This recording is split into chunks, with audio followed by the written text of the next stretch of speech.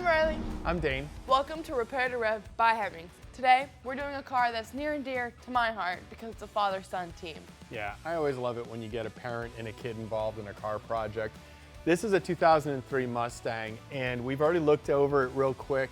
We know how much they paid for this car, and I'm telling you, you cannot go wrong.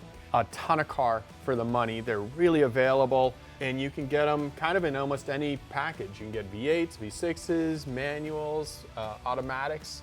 Really cool cars. You can see this car in pretty much every high school parking lot. It's a car that everybody wants to have, but only some have. Yeah, it's which now is becoming really strange. Well, it's now becoming more Affordable, valuable. yeah. And more affordable is a better word. Anytime you go to buy a first car or are looking at a first car, you got to do the safety checks, right? 3 S's: steering, stopping, and suspension. That's right.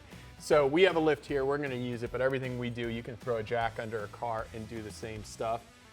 Once we go through the safety checks, then we can start looking at fluids and all the other kind of maintenance things and make sure that this will last another 100,000 miles. Awesome. You ready? Ready to put it up on the lift? Yeah. Okay. 2 of the 3 S's can be checked right here, right now, with just wiggling the tire and seeing how much play there is in it. So if you take it, put your fingers into the tread and you move it back and forth, there's a little bit of play, which it wasn't as bad as the OBS before. Yeah, that's steering. So side to side is going to be steering. Up and down is going to be suspension. Oh, that's not supposed to do that. My question was, is it the ball joint and the steering? Well, these cars only have one ball joint that's on the bottom, which wouldn't do that. But you can see through the mag that there are blue springs in here, and that strut's brand new, right? So what does that probably tell you? That it was most likely not tightened down. Yeah. So whenever you have a car that has been modified, it's important that you go and check those modifications as well. You can even look up the parts that are in there and find out what the torque specs are from that manufacturer and go through and just double check that person's work. So when we get this tire off, we'll be able to see if that strut's gonna be tight or not. Which I'm betting it's not. And I bet if it isn't and we get it tightened, we'll probably end up tightening up that steering wobble as well.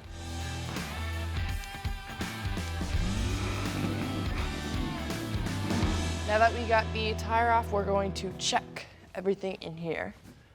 I am looking at the torque specs for that SR Performance, so I know what we're looking at. Strut rod knot. What? Strut spin. That's not supposed to happen. Where did that come from? Oh, that's the strut to spindle. It was hand tight. That's supposed to be 148 foot-pounds. All right, that could be your problem. That is your All right. definite problem. It's important if you see someone else has done some modifications. We're not bashing this. It's very easy to overlook something. Especially if you're doing like both sides at once and then you're like running around. Yeah. And But it has the label on it right there. So just look up. This one is SR Performance. You can look up the torque specs. It gives you everything. So let me go grab the torque wrench and get that torqued, and we'll see if that gets rid of that play. Follow your manuals, kids. Yes, read your Torquing manual. is very important. It's important when you use a torque wrench to make sure it's set to the proper foot or inch-pounds per manufacturing spec.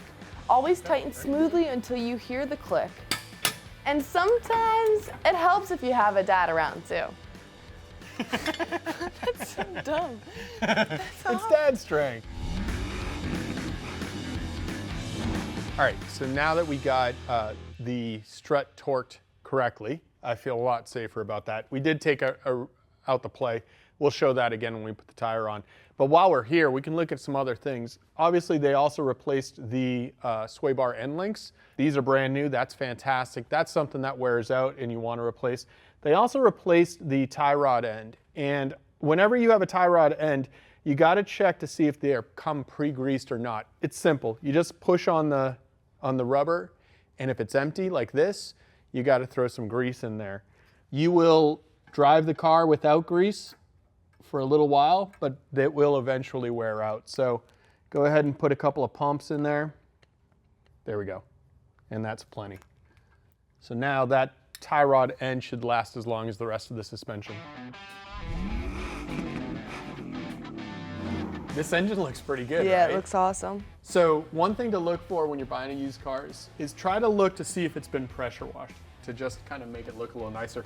This has not been. You can see where the natural grease and grime is and dust. So it's just really, really clean. I'm gonna check the transmission fluid. You have everything else on your side. I do have everything else on my side. Which is awesome. What you're looking for in transmission fluid is a nice pink color, and you can smell it. If it smells burnt, like burnt toast, then you know you're going to need to replace it. But this actually looks really, really good. I wouldn't even touch it. I'm gonna check the brake fluids. So what you're looking for is handy moisture. dandy tester. Yeah. And What you're looking for is contaminants and moisture. The red's bad, and that's perfect. Yeah, that's fantastic. That's You how need we a got napkin? it Here. last. Oh, you got one. Okay. I'm prepared. Yes, you are. Let's look at the oil. And you can smell oil as well. Burnt It oil. smells good. Does it? Okay. Yeah. Yeah, burnt oil will also smell like burnt toast. Geez, wow, 3 down, and they're all pretty good. I already was looking in here and saw that it looked pretty Cool, good. that looked pretty good. Yeah. We can also test the coolant with a coolant tester. And that pen that she was using for the brakes and this coolant tester, you can get at any auto parts store. They're very inexpensive. When you fill it up, this little needle will rise. Just leave it there. And it'll tell you how cold you can get before this fluid doesn't work anymore. So where are you at? About -10 degrees. Are we ever going to get to -10 in No. Florida? No. So I think that coolant's fine. We can run with that as well. All right. The one thing that nobody ever changes is the differential fluid. This car has over 100,000 miles on it. Without looking at the maintenance dates, I can tell you it's probably going to be pretty close to this point where they're going to want you to do a differential fluid change. And people don't do it because it's just a mess. Yeah. So why don't we get the car up on the lift and we'll go under there and we'll drain that for him, and then he's going to have nice fresh fluids all the way front to back. Awesome. All right, let's do that.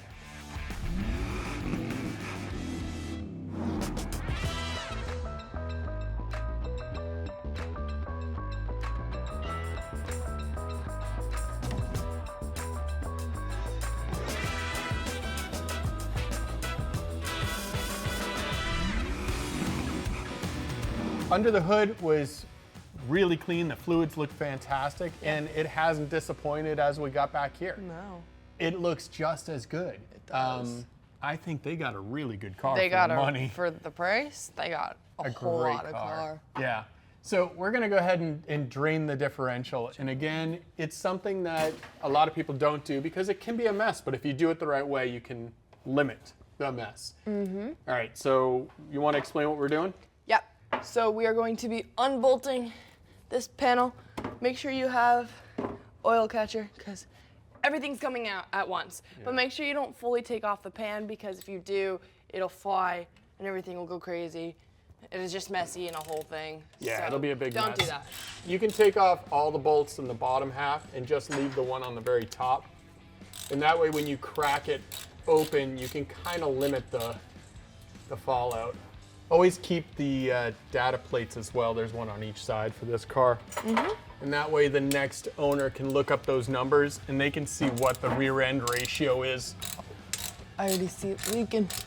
You leave the pan on, leave these bolts on just a little bit, and now you can kind of regulate how fast it pours out. You ready? Yeah.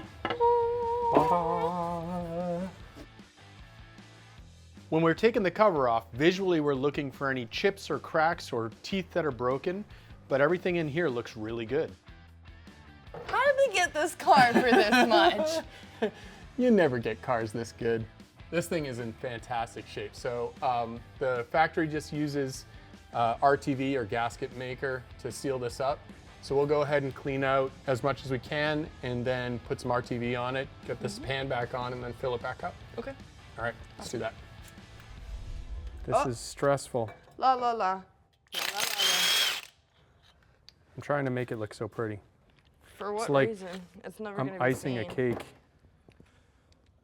Come on, done. All right. So the trick with gasket maker, which I was just taught, brilliant, is you only put it on one side, let it sit for about, well, actually, we're going to put it on just finger tight. Then we're going to let it sit for about 20 minutes and then actually torque it down to tight. Why is that? You do it because it's called gasket maker, not gasket squeezer. So if you put it on as a liquid form and you bolt it real hard, it just pushes the gasket maker out between the two surfaces. So another thing to know is these bolt holes on this diff are not blind, which means they do actually go straight through into the cavity. So you need to put a little dab on each bolt as you go. So just finger tight, and then we'll wait 30 minutes and then we'll torque it all the way down. You know, this car is pretty nicely done and pristine for the amount of money that. And the amount of miles that are on it. Yeah, too. so maybe we give the owner a call. I'd like to know kind of if they did the Yeah. fluids or if they bought it this way. Yeah, I think that's actually a really good I really idea. want to know. You got that last one? Yeah, I'll go All right. give him a call. Well, Why don't you that'll finish give us that? time to let this Dry? silicone set up. Sweet. Awesome. I'll give him a call.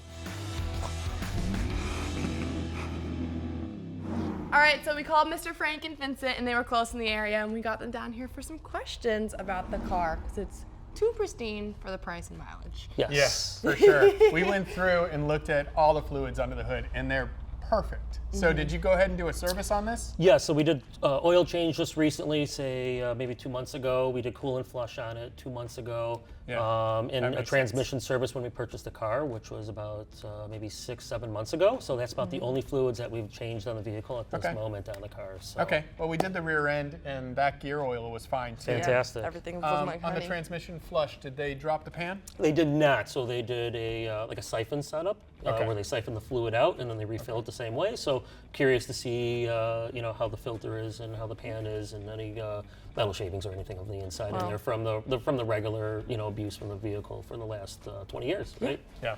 I mean, why don't we just drop the pan? Yeah, while we we're got it here? up on the lift. We'll take care of that. So, Frank, tell us why this car. First car for Vincent, and we started searching around a little bit for it. It hit the perfect price point and the ability to work on the car ourselves in the garage. And the price point for parts and repairs was fairly easy to do. So we kind of bounced back and forth between an SUV and a car, and the car won.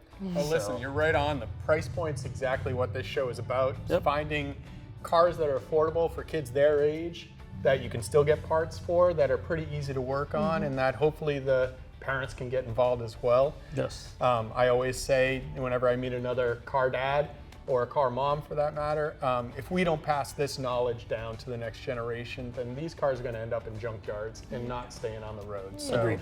I really appreciate you guys coming down. sure. We'll Thank take a you. look at the transmission. We'll drop the pan and take care of that filter for you. Fantastic. Thank All you so right. much. All right. Thanks again. Thank you.